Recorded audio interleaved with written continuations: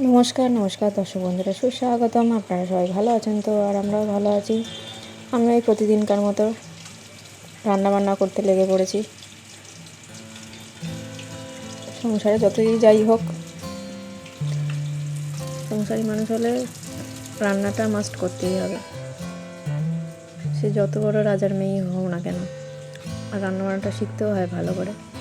তো যাই হোক, এখানে আমি এই বেসন নিয়েছি, একটু খাওয়া সোডা দিয়ে একটু বেসনটা গুলে নেবো ভালো করে। একটু ইচ্ছা আছে একটু লোটে মাছের চপ করব। আর এখানে আমি কাতলা মাছের ঝালটা করছি আলু দিয়ে। এই আলু দিয়ে কাতলা মাছের ঝোলটা খেতে দারুণ লাগে।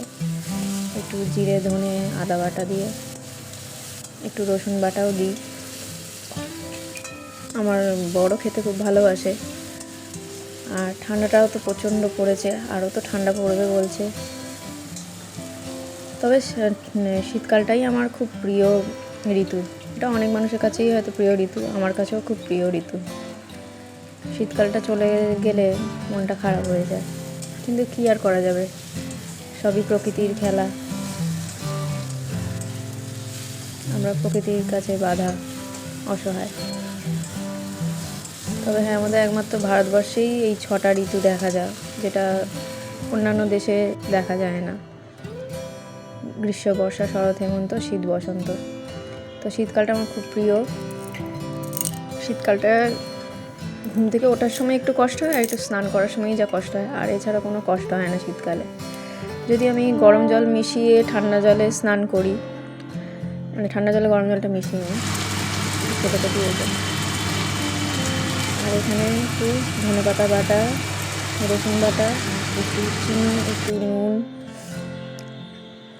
লঙ্কা বাটা, ধনেপাতার সঙ্গেই লঙ্কাটা বেটে নিয়েছি, আর একটা ডিম রেখেছি। বেসনটা গুলে নিই। তাই ডিমটা ভাবছি বেসনে দিয়ে গুলে নেব না মাছের সঙ্গে মাখিয়ে নেবো, সেটাই ভাবছি। তো মাছের সঙ্গেই ভাবছি মাখিয়ে নেব। আর শীতকালে এরকম বেশ ভাজাভুজি খেতে বেশ ভালোই লাগে। এরকম চপ, কাটলেট, বিভিন্ন রকম ভাজাভুজি শীতকালে খেতে ভালোই লাগে ঠান্ডায়।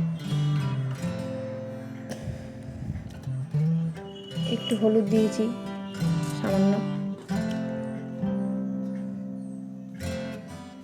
তবে মাছের চপের এই যে আয়োজনটা করেছিলাম, তো সেদিন আজকে আর হয়তো করা হবে না, সেই পরের দিনেই আমাকে করতে হবে মনে হচ্ছে।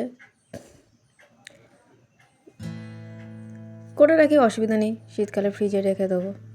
তাছাড়া পরের দিনেই করেছিলাম, তো চপ ভাজার ভিডিওটা আর করা হয়নি।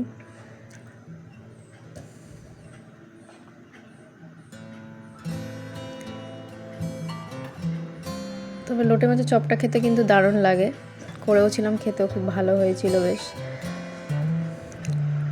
আপনারাও করে খেয়ে দেখতে পারেন। আপনারা কে কীভাবে লোটে মাছের চপ খান সেটা জানাবেন কমেন্ট করে। এই মাছের চপে একটু আমি জিরে ধনে বাটাও দিয়েছিলাম। আর ভিডিওটি ভালো লাগলে অবশ্যই লাইক, কমেন্ট, শেয়ার, সাবস্ক্রাইব করবেন। বেল বাটনটা প্রেস করে দেবেন নোটিফিকেশনের জন্য। Thank you.